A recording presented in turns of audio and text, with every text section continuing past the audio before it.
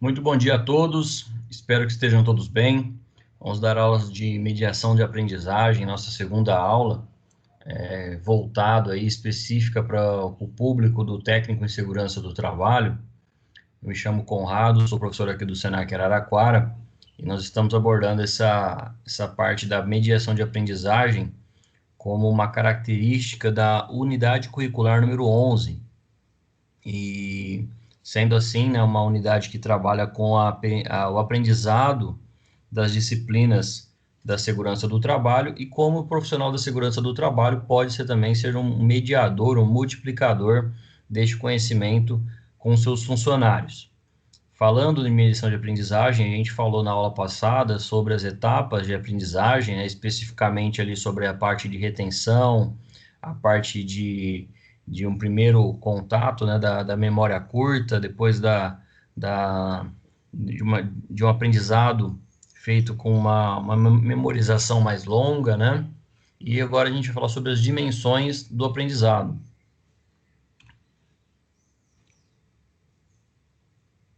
As mediações do aprendizado, elas são divididas em 6 etapas, né, que a gente vai abordar uma a uma aqui, tópico a tópico, especificamente conhecendo as dimensões, a gente consegue refletir, né, e também melhorar a forma com que a gente passa o conteúdo, conforme a gente transmite a informação.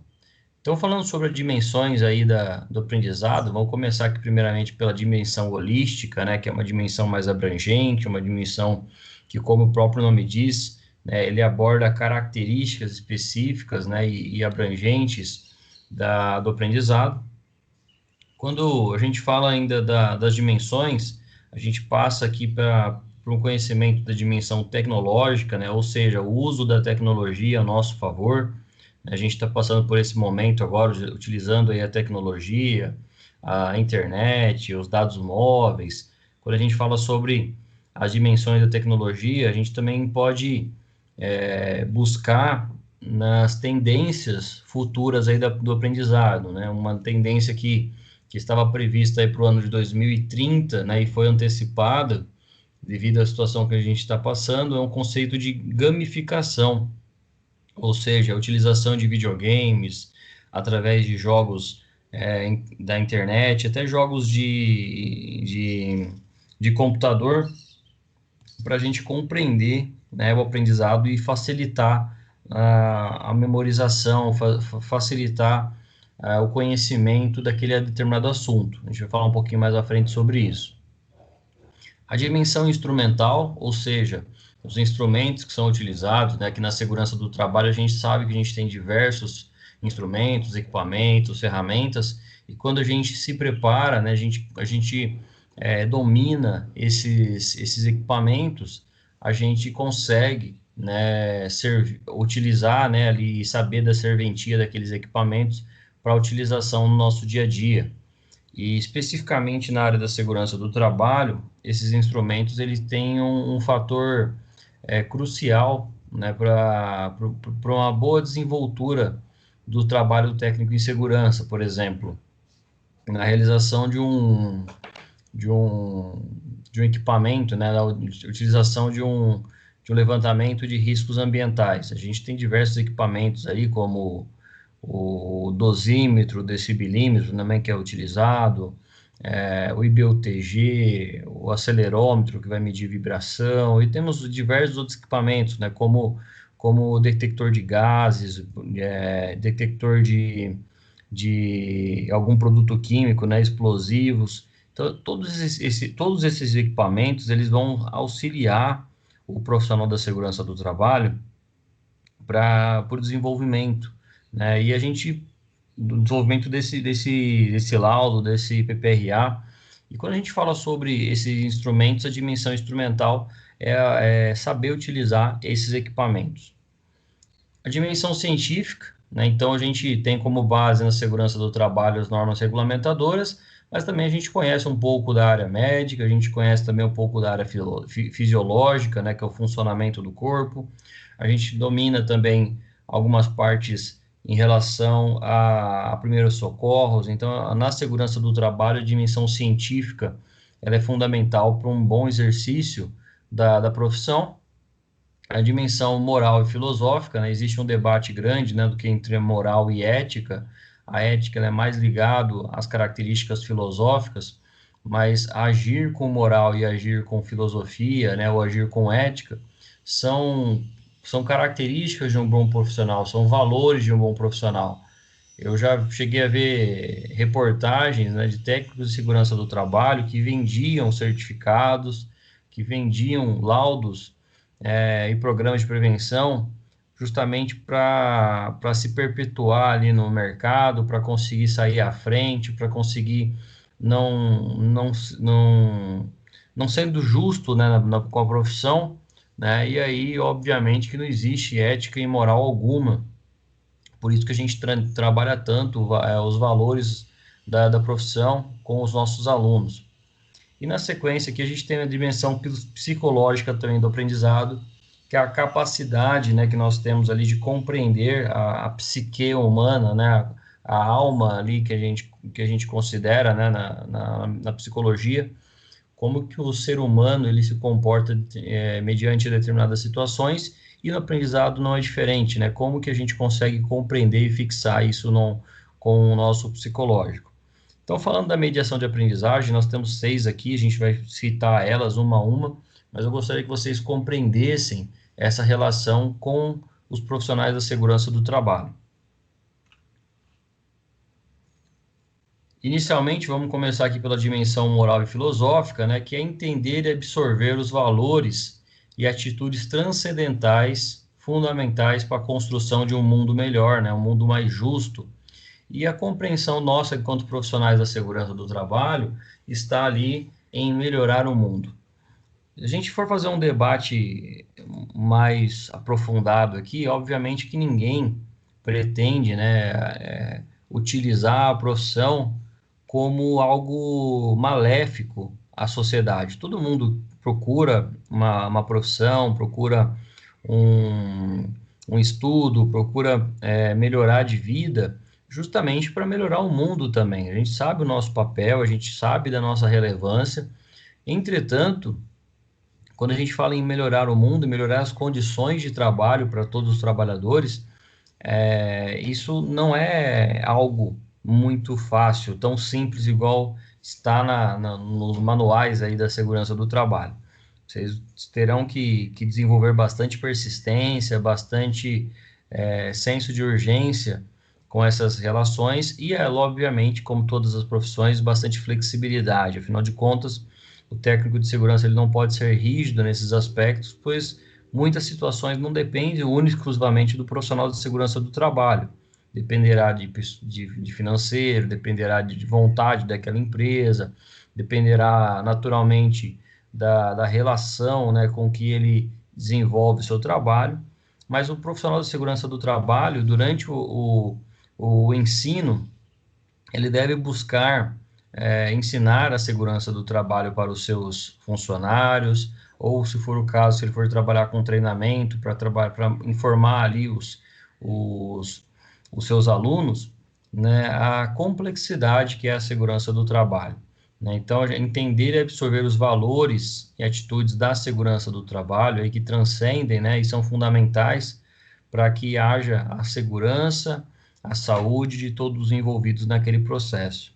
E quando a gente conversa, né, com os técnicos de segurança, a gente vai conhecendo, vai entendendo um pouco mais dessa profissão, percebam, né, conforme eu disse, todos ali querem melhorar a situação de trabalho. Parece que colocaram ali como atitude primária do seu dia a dia, melhorar as condições de trabalho. Alguns alunos desenvolvem isso nos primeiros dias de aula, primeiros meses de aulas ali, eles começam a ficar mais fãs da área ali, mais fixados na área, e isso ajuda muito para que ele consiga ser um bom profissional no futuro. Então, quando a gente busca compreender a aprendizagem nesse sentido, percebam que quando a gente já tem uma base sólida, uma dimensão moral e filosófica da segurança do trabalho, que ela pode ser construída, por exemplo, contando histórias, né? Como que a segurança do trabalho chegou no Brasil, como que foi feito a criação da portaria 3.214 de 78, qual que é a relação da segurança do trabalho com a CLT, como que foi feito, né, como foi desenvolvido as NRs, da NR1 até a NR37 que nós temos no momento, como que é feito, né, a construção de uma comissão tripartite, né, com representantes do governo, representantes do poder público, né, representantes ali dos trabalhadores. Compreendendo essa relação, haverá, obviamente, uma dimensão moral e filosófica justa, né, e certamente os profissionais da segurança do trabalho eles vão se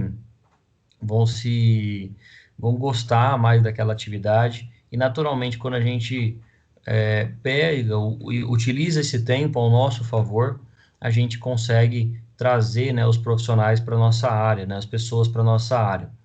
E percebam também, pessoal, que é uma situação de seleção natural da área. Quem não gosta de pessoas, quem não gosta de trabalhar com pessoas, quem não se sente à vontade na área, naturalmente vai acabar desistindo, vai parar pelo caminho. E é uma situação comum, né, no nosso dia a dia. O que a gente não pode, né, enquanto profissionais, é desistir, tá? Nosso senso aí de dimensão moral e filosófica durante essa aprendizagem passa ainda pela insistência, né, em mostrar a nossa necessidade de atuar para melhorar no mundo. A dimensão científica, conforme eu falei, né, a gente envolve também os estudos aí da área médica, né, como matérias simples, né, mas que a gente vai envolver ali a ergonomia, que vai falar sobre doenças, a parte de primeiros socorros, né, que já é uma reação a um acidente, mas quando a gente fala sobre dimensão científica, a gente fala sobre entender as leis e como elas regem aí o funcionamento da natureza, principalmente as leis físicas, né?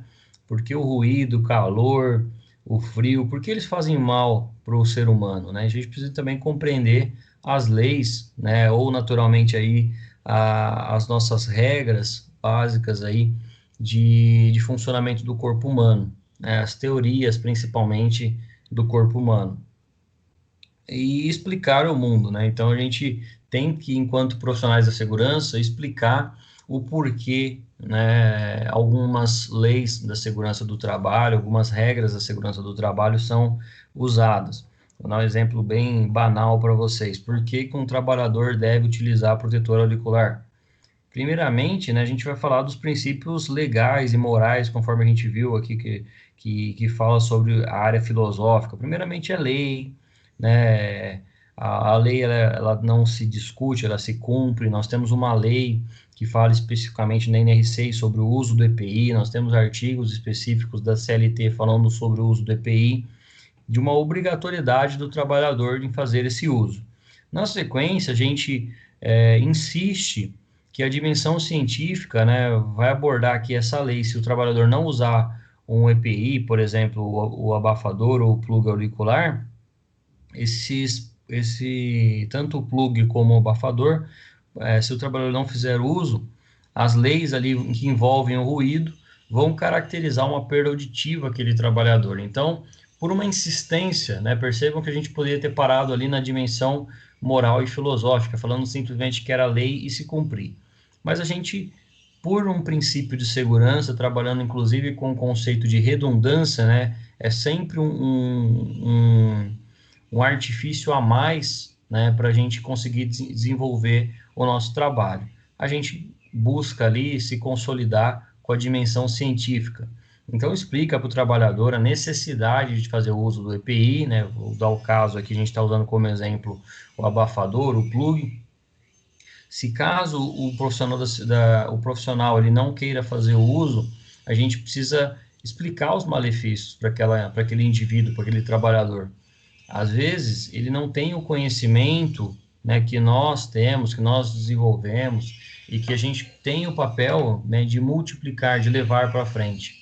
Então, quando a gente, enquanto profissionais da segurança do trabalho, utilizar a dimensão científica, a gente consegue explicar, né, as regras aí que regem o funcionamento da natureza, explicando, né, as suas necessidades. Além de ser lei, o uso do EPI, nós temos a possibilidade daquele trabalhador desenvolver uma patologia. E isso, né, foge aí do nosso princípio, entre eles, que a gente viu ali, que é realmente tentar melhorar o mundo, né?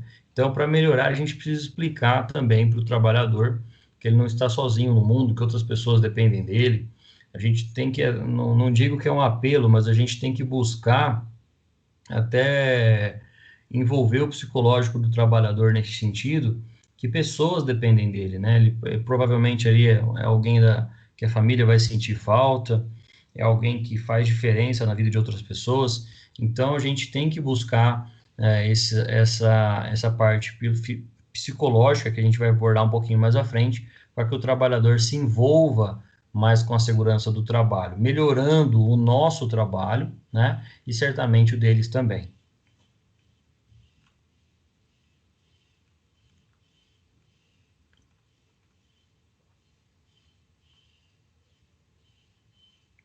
A dimensão tecnológica, conforme eu disse, a gente tem que saber utilizar também as ferramentas que estão aí em moda, que estão em evidência, para que a gente consiga interagir com os trabalhadores.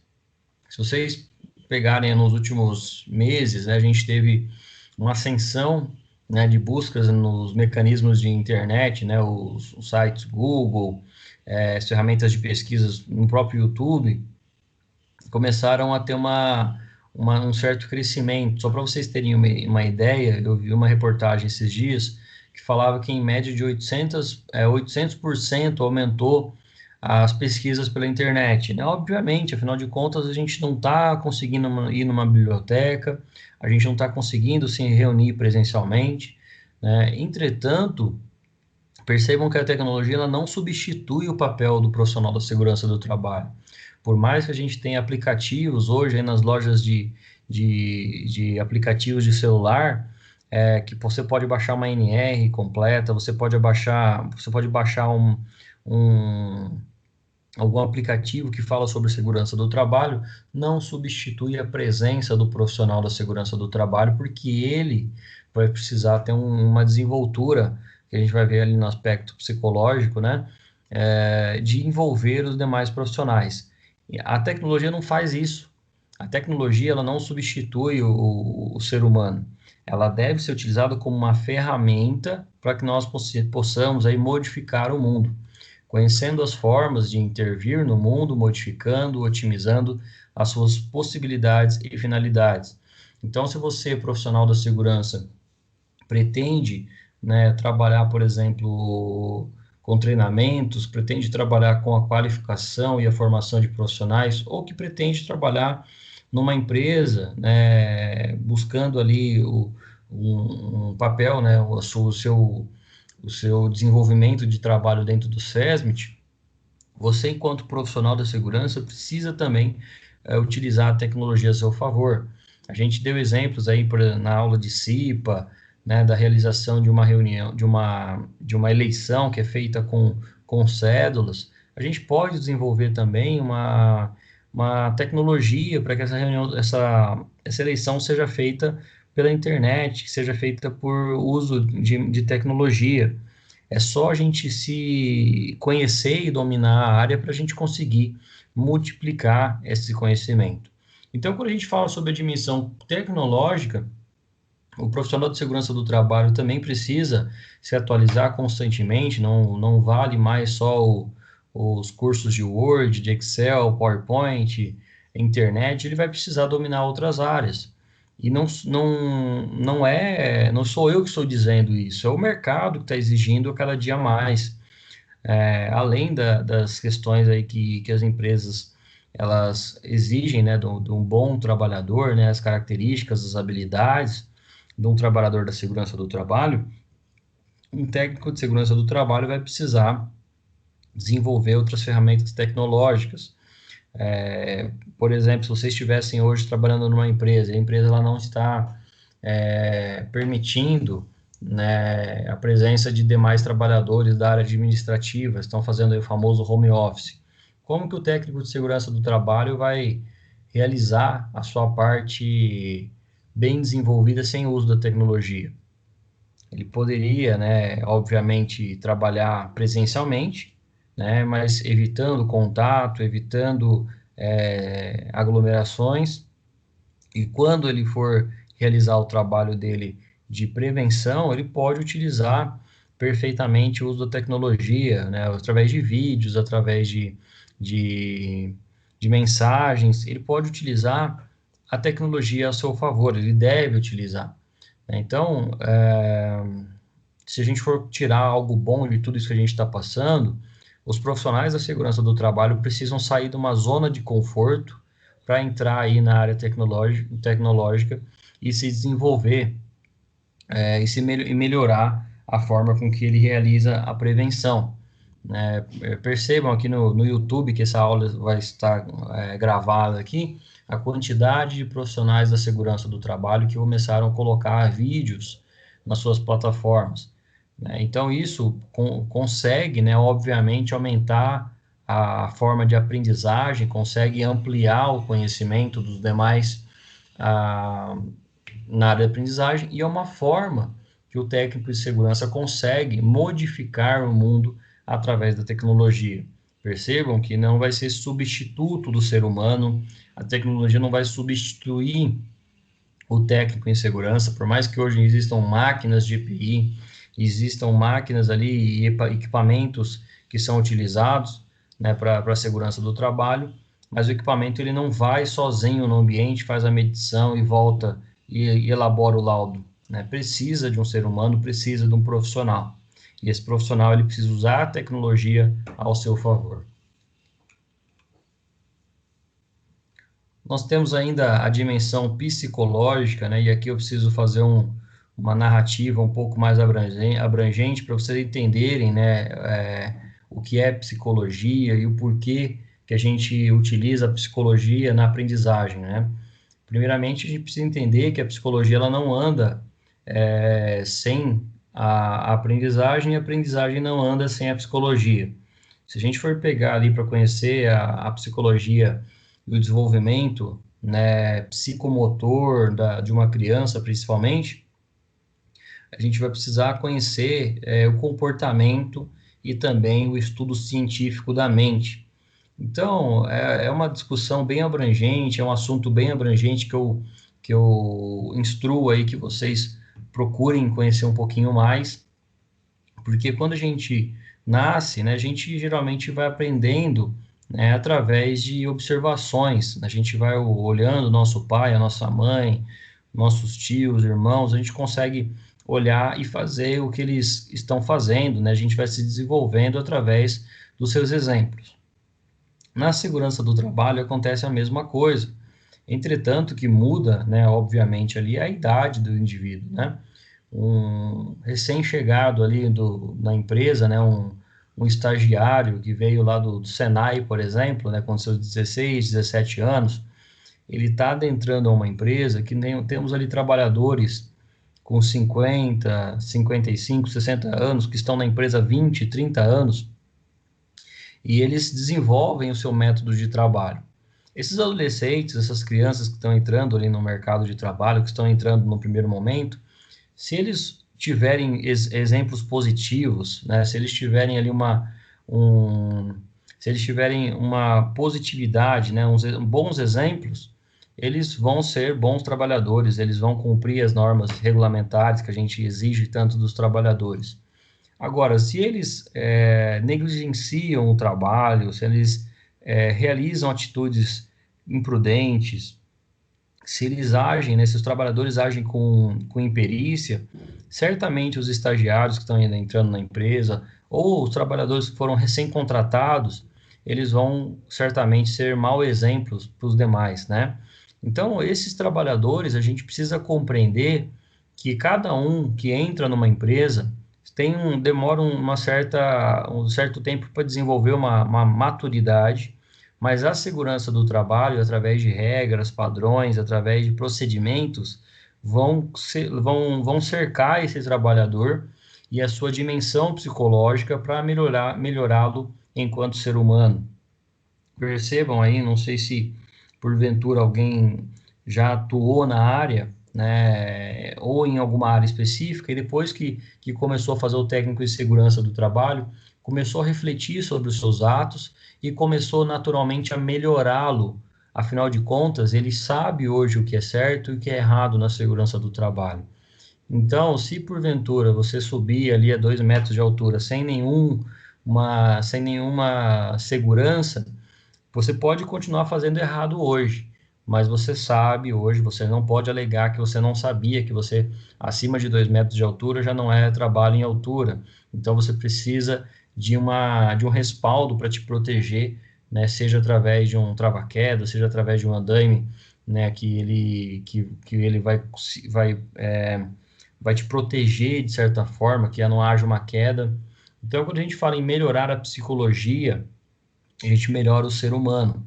A psicologia, conforme eu disse, são comportamentos, né, são funções, né, e até uma palavrinha aqui chamada introjecção de valores, ou seja, quando a gente fala da projeção, a gente projeta para os demais, mas quando a gente fala da introjecção, a gente internaliza, né, os valores e crenças e conceitos da segurança do trabalho.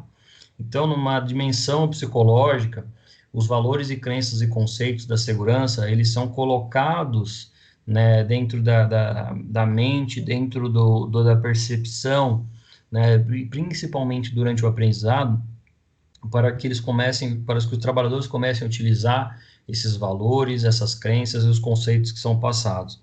Às vezes a gente nem percebe que a gente está mexendo tanto, né, com o indivíduo através de um treinamento, a gente não percebe que a gente está orientando tão bem aquele trabalhador e mudando a forma em que ele melhora, que ele se torna um melhor ser humano. Eu tenho alguns exemplos, né, que a gente acaba atuando aí na área e a gente nem percebe, né, o como a gente consegue melhorar a vida das outras pessoas, né? Então, trabalhar com educação, trabalhar com a segurança do trabalho é algo benéfico para nós mesmos também. Eu me lembro de um fato que aconteceu aí há um tempo atrás. Um ex-aluno, né, me ligou para tirar uma dúvida, a gente começou a conversar e eu marquei, falei, vamos tomar um café, a gente, eu volto lá naquela aula que eu te dei há 2 anos atrás e a gente consegue conversar um pouco melhor. Eu estava até correndo aquele dia, eu estava de carro, falei, vamos conversar com mais tempo. E a gente sentou um dia ali, tomou um café e eu comecei a conversar com ele. Aí ele falou, olha, eu queria te agradecer porque você falou sobre isso, isso, isso lá no passado e eu acabei seguindo isso, eu acabei seguindo esse caminho e hoje eu estou trabalhando porque você me falou isso. Não, na verdade, até humildemente falando, né, não foi porque eu disse determinada situação, não foi porque eu orientei, eu fiz o meu papel, eu desenvolvi a minha função. Agora, quem melhorou, quem foi atrás e quem se tornou um bom profissional, um profissional que foi aceito pelo mercado, foi aquele aluno. Então, a introjecção de valores e crenças, ele tem que ser feito através de melhoria, de modificações de comportamento.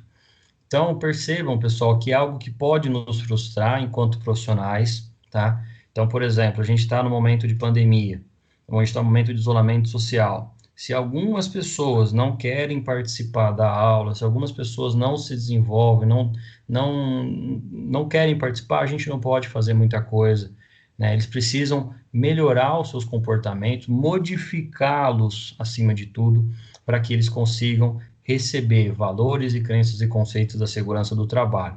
Assim, né, a gente não pode isolá-los, obviamente, existe uma série de pretensões aí tecnológicas e tudo mais, mas certamente uma mudança ela só vai ocorrer através daquela famosa frase, né, que ela só ocorre se for feita de dentro para fora. As pessoas precisam, acima de tudo, ter vontade, né? Uma pessoa que tem vontade, ela não para no primeiro obstáculo.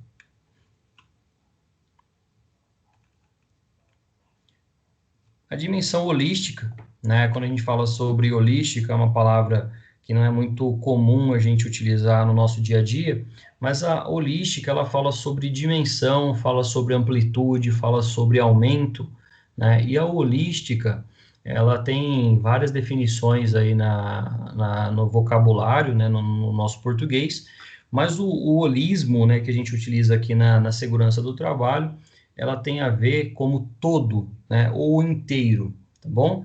Então, na segurança do trabalho ou na aprendizagem, que a gente está focando aqui na dimensão, na mediação de aprendizagem, ampliar os efeitos da dimensão psicológica que a gente acabou de ver, potencializando o ser humano de uma forma inteira, né? Então, o trabalhador ele não vai se tornar um bom trabalhador só no trabalho, ele vai se tornar um bom trabalhador em casa também, por exemplo. Se ele for realizar uma atividade doméstica, ele vai ter uma série de preocupações, né, voltadas à segurança do trabalho. Então, se ele for trocar uma lâmpada em casa, ele vai ter preocupações ali sobre o trabalho em altura, sobre a NR10, que envolve eletricidade, vai passar um filme na cabeça dele de tudo que foi dito na empresa em relação à segurança. Então, quando a gente fala sobre a dimensão holística, né, do técnico em segurança do trabalho, é ampliar, né, os seus conhecimentos e difundi-lo, né, e levar a todos que estão necessitando daquela orientação ou daquele treinamento. E o trabalhador, ele vai se potencializar enquanto ser humano, porque ele vai melhorar o seu nível de aprendizagem, né? Então, a gente gosta de aprender coisas novas, né? Quem não gosta de aprender algo novo? Quando a gente já conhece, né, determinado assunto, a gente até torce o nariz, poxa, eu já conheço tanto sobre isso, já vi tanto curso, já fiz especialização, eu já sei. Então, esse já sei, quando a gente chega nesse ponto, isso acaba tornando ali algo bem desagradável, né? E algo até que pode até nos prejudicar, tá bom? Não é falta de humildade, não é falta de responsabilidade, mas quando a gente chega nesse ponto que eu já sei, a gente começa a negligenciar fatos importantes. Primeiramente, as dimensões que a gente acabou de citar, né, da parte psicológica, a parte tecnológica, mas quando a gente chega nesse ponto de sabedoria suprema na segurança, né, que muitos profissionais acabam desenvolvendo, olha, eu já sei sobre isso, então eu não preciso me atualizar. Isso se torna uma ferramenta extremamente perigosa, porque a gente acaba acreditando que a gente domina tanto um assunto que a gente deixa de fazer o nosso papel. Então, ampliando os efeitos da dimensão psicológica, né, e a dimensão holística, a gente fala sobre inteiro aqui, isso, a gente fala sobre totalidade, ela serve para potencializar o ser humano e não para achar, né, ou ter uma crença que ele já domina todos os assuntos. Então, vocês, técnicos de segurança do trabalho, futuro profissionais da segurança do trabalho, precisam, acima de tudo, né, desenvolver esse senso de humildade e quando necessário for, buscar um curso de atualização, buscar um profissional para desenvolver uma certa mentoria, né, um acompanhamento, para que você consiga, né, sempre manter ali o seu pote da segurança do trabalho cheio, né, vamos falar assim. Quando a gente começa a achar que a gente domina todas as áreas, conforme eu falei, é algo prejudicial, começa a se tornar algo prejudicial. Você sempre vai ter algo a aprender. E é fundamental passar isso também para os nossos colaboradores. Quando você dá um curso lá de espaço confinado, aquele trabalhador acredita que domina todas as áreas. Pode acontecer ali uma cilada, né? Pode acontecer um escape ali, e ele pode se colocar numa situação frágil, né, de um acidente, e isso é prejudicial para o trabalhador e certamente para todo o trabalho envolvido. Então, quando a gente fala sobre dimensão holística, além de ter uma amplitude da gente conhecer e potencializar todo ser humano, né, percebo que o ser humano ele é capaz sempre de estar aprendendo.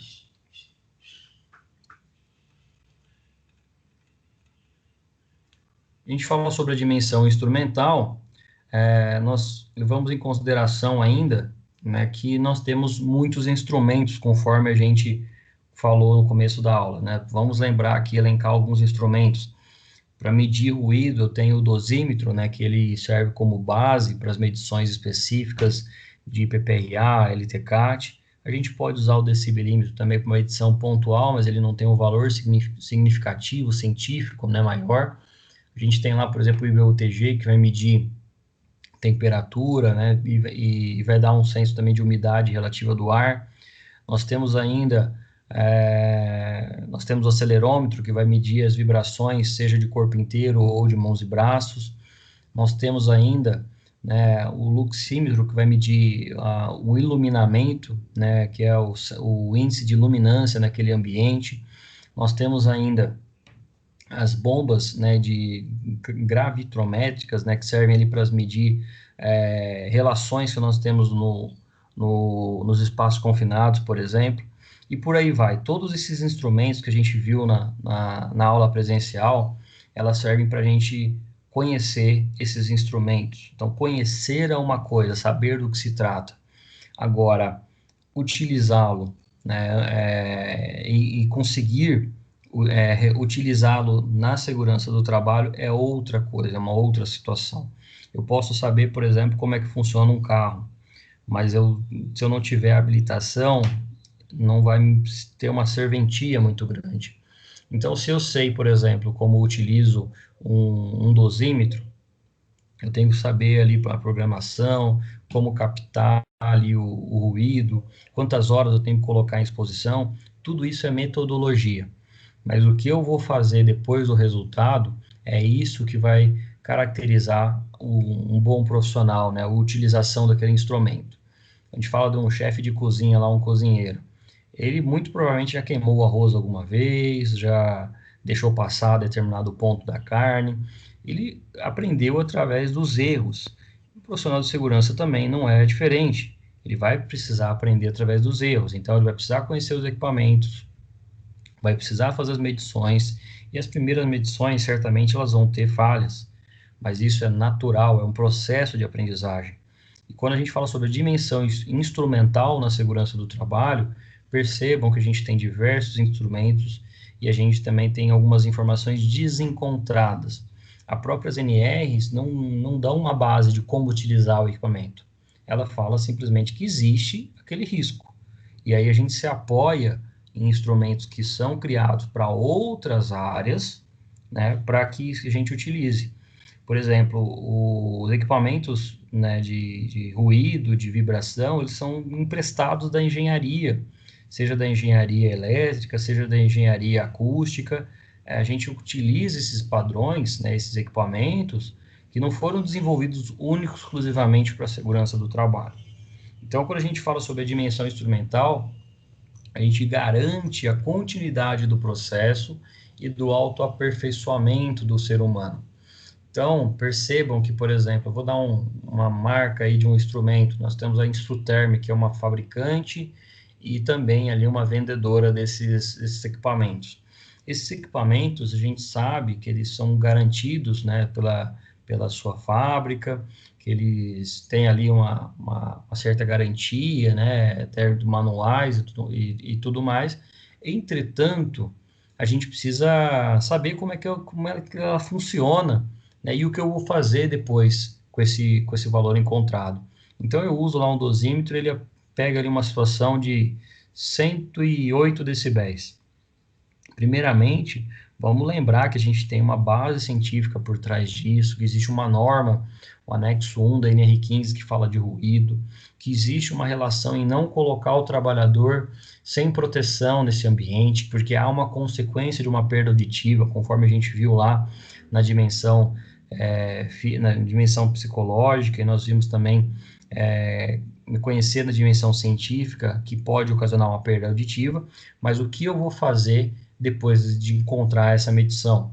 Então, eu vou tirar o trabalhador daquela situação, eu vou assegurar que todos os trabalhadores vão trabalhar protegidos e vou, né, me qualificar ali para diminuir aquele ruído.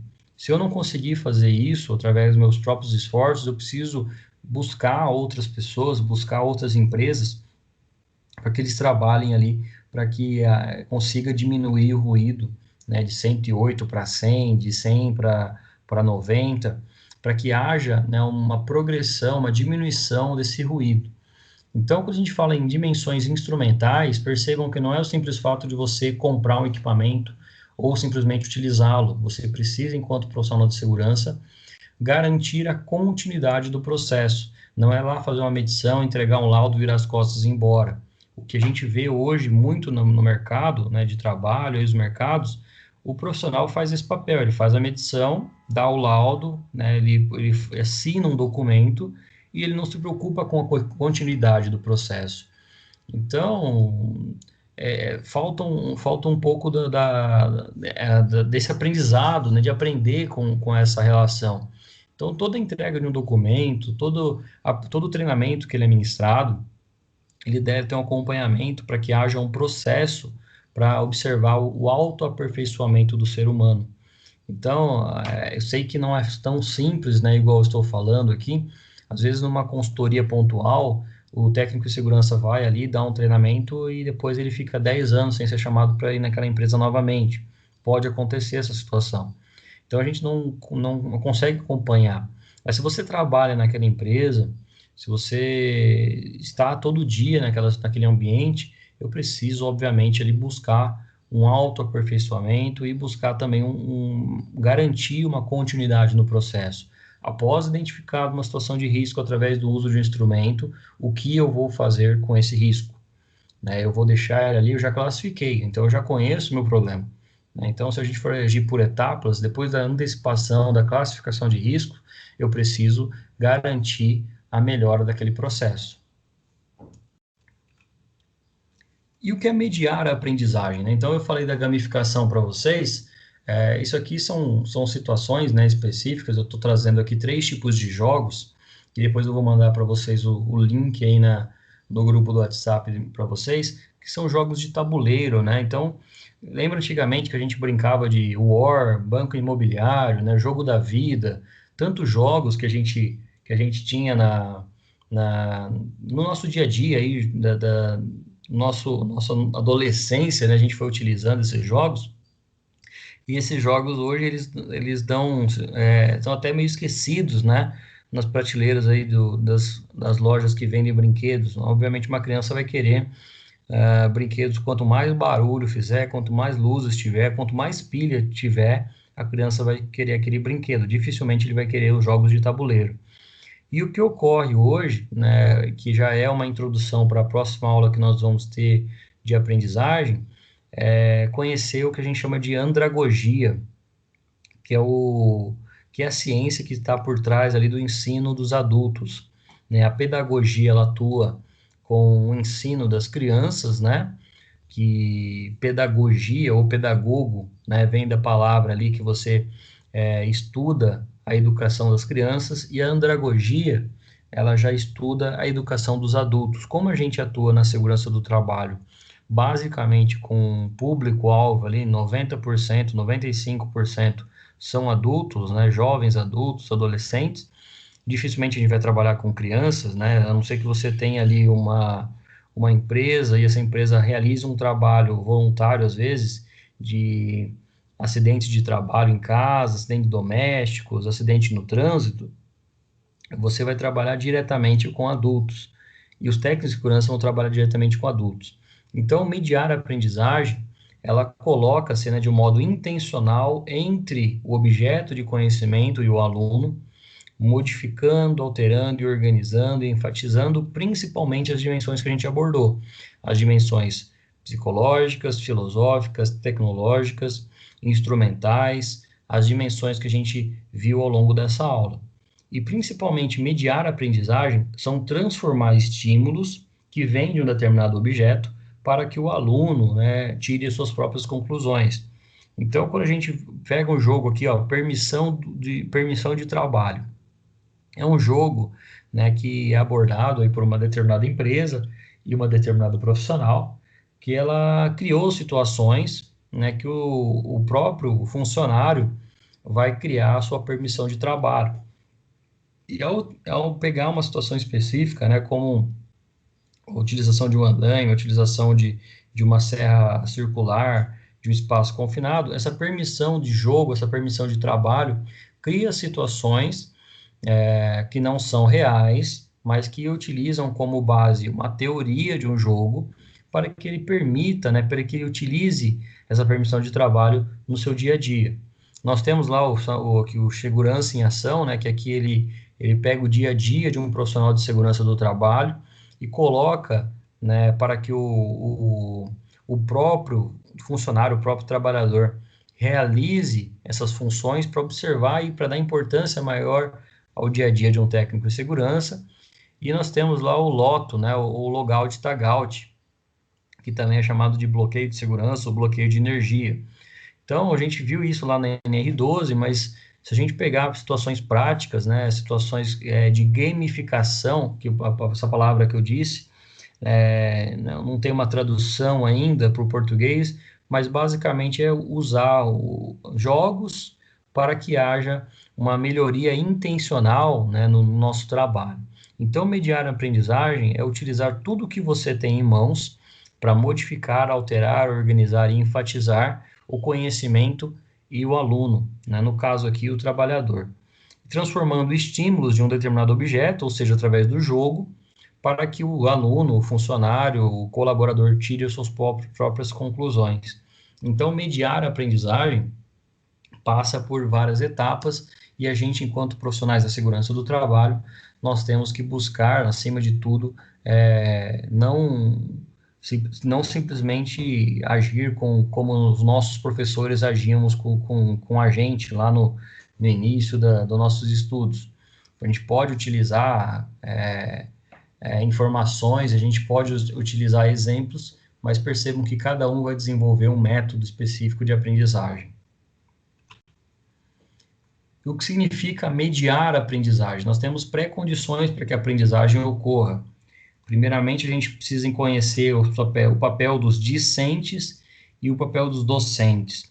Para que ocorra a aprendizagem, eu preciso, então, que os discentes, os alunos, os funcionários, que são as pessoas que vão aprender, reconhecer que há uma falta dentro deles, né, uma falta em si, reconhecer que determinados assuntos ele não domina, por mais que a gente tenha aí as ferramentas como o Google, o celular em mãos para a gente fazer uma pesquisa rapidamente e conflitar o docente, conflitar o instrutor, por mais que a gente exija, né, papéis da tecnologia, o discente, né, o aluno, o funcionário, ele precisa compreender que existe uma falta dentro dele, que tem situações que ele não domina e ele vai precisar de uma pessoa para instruir, uma pessoa que vai coordenar o seu trabalho, reconhecer a autoridade do outro no assunto, porque ele já fez um caminho, tá? É a mesma situação de você fazer uma viagem para um local que você não conhece, e aí você para no posto de gasolina e conversa com um caminhoneiro que viaja diretamente para aquele lugar que você está indo, você conversa para aquele frentista que está abastecendo o carro, você pergunta para ele, olha, qual o melhor caminho para fazer? Qual que é o mais rápido, sem pedágio, por exemplo? Porque quando a gente fala sobre o discente e o docente, a diferença ela simplesmente está não no conhecimento, mas sim porque aquela pessoa já teve aquela experiência. Então, quando a gente reconhece a autoridade do outro naquele assunto, é mais fácil para a gente compreender. Então, percebam que os maiores problemas que ocorrem também nessa relação de aprendizagem é quando o discente ele deixa de lado, né, o papel do docente. Né, ele não reconhece que aquela pessoa tem a autoridade, entre aspas, ali, né? Que a autoridade não é só a pessoa ela exercer um papel de autoritário, né? Mas sim reconhecer que ela já fez o caminho e que ela consegue dar exemplos para os outros. Então, quando a gente pega lá num posto de gasolina, numa viagem aí, uma pessoa que já fez essa viagem, que já percorreu aquele caminho, ele vai dar exemplos positivos para que eles sejam seguidos. E exemplos negativos também, olha, não vai por determinada via, porque é mais longo, a rua está muito esburacada, né, a estrada tem muito caminhões, então é melhor você ir por outra rodovia. Então, esses exemplos, né, eles podem ser utilizados também na segurança do trabalho. Um trabalhador, né, um técnico de segurança do trabalho, não precisa sofrer um acidente para informar para o trabalhador que aquilo causa um acidente, porque ele já teve um curso de 18 meses, de 22 meses, de 1.200 horas, que é o nosso curso, falando única e exclusivamente de situações de acidente de trabalho. Então, ele vai orientar aquele funcionário baseado numa experiência que ele tem da sua formação, que muito provavelmente o funcionário não teve. Então, percebam que existe essa conexão entre quem vai ensinar e quem vai aprender. E o discente também precisa ser consciente da sua capacidade de aprender, entender que ele, por mais que ele tenha dificuldade, né, no aprendizado, por mais que ele não compreenda a relação de aprendizagem, por mais que ele não compreenda, né, e não reconheça a autoridade do docente, ele precisa entender que ele é capaz de aprender, né? Então, ele tem que ter essa consciência. E, como eu disse, na dimensão psicológica, ele precisa, para que ocorra esse aprendizado, precisa de uma introjecção, ele precisa querer aprender. O docente, né, ele reconhece que tem algo a dizer, que ele não vai simplesmente utilizar aquele tempo ali como um mecanismo, né, de realizar uma atividade e ir embora, né, e receber um salário no final do mês, ou, né, um técnico de segurança que vai fazer um treinamento, que ao terminar o dia ali, aquele treinamento, ele fica pensando só na parte financeira. A parte financeira ela é consequência, ela não é um fator fundamental, né? Eu já participei de treinamentos já ministrei treinamentos, palestras gratuitas, né? E vocês já devem ter visto na minha rede social ou na rede profissional. Por mais que eu vá naquela empresa, eu desenvolva uma função, eu faço isso meio que como um sacerdócio, como uma vontade de fazer, porque eu gosto dessa área. Eu poderia escolher outra área, mas escolhi trabalhar com segurança do trabalho. É uma área que eu me identifico, que eu gosto, e é uma área que foi introjetada, vamos falar assim, profissionalmente, né? Então, quando eu falo que o profissional da segurança, o docente e o que vai trabalhar com a mediação de aprendizagem, ele tem que reconhecer que ele tem algo a dizer, é porque ele tem um certo conhecimento, ele já percorreu aquele caminho. Ele, naturalmente, ele reconhece que pode ensinar, então ajuda o outro a aprender. Então, pegar o mesmo exemplo lá do posto de gasolina. Se aquela pessoa ela nunca percorreu o caminho, se ela não conhece, ela tem que saber falar, olha, eu nunca fui para aquele local, eu não conheço, nunca viajei, mas eu conheço alguém que fez, né? Então, o papel do docente também está em apresentar outras alternativas a quem precisa aprender. Então, você pode tanto dar uma orientação banal, né, para aquela pessoa que está indo viajar, usa o GPS, né, não anda acima dos 110 quilômetros, porque eu já ouvi falar que naquela rodovia o máximo permitido é 110 quilômetros. Então, são orientações simplórias, banais, que podem ser ministradas. Entretanto, você tem que apresentar uma sugestão, uma solução. Aconteceu já diversas vezes na minha vida, um aluno vir com uma dúvida que eu não sei responder, eu não posso dar uma informação ruim para ele, né? E a dimensão ali do aprendizado fala que se você não sabe, você não pode dar informações desencontradas. Você pode simplesmente falar, olha, eu não domino determinado assunto, vou conversar com outro profissional e te apresento um resultado. Isso é uma pesquisa que você está ensinando, né, e aprendendo ao mesmo tempo. E, naturalmente, reconhece que o outro pode aprender.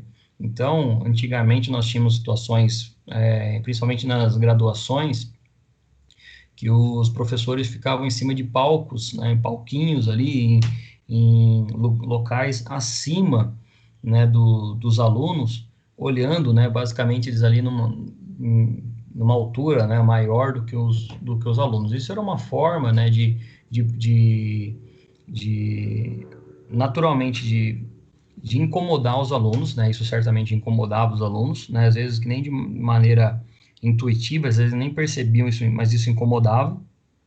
E isso também gerava um senso de superioridade para os docentes. Então, percebam lá no nossa sala de aula, por exemplo, lá no Senac, não existe esse palquinho, a gente está no mesmo nível, todos nós estamos com o pé no chão, né?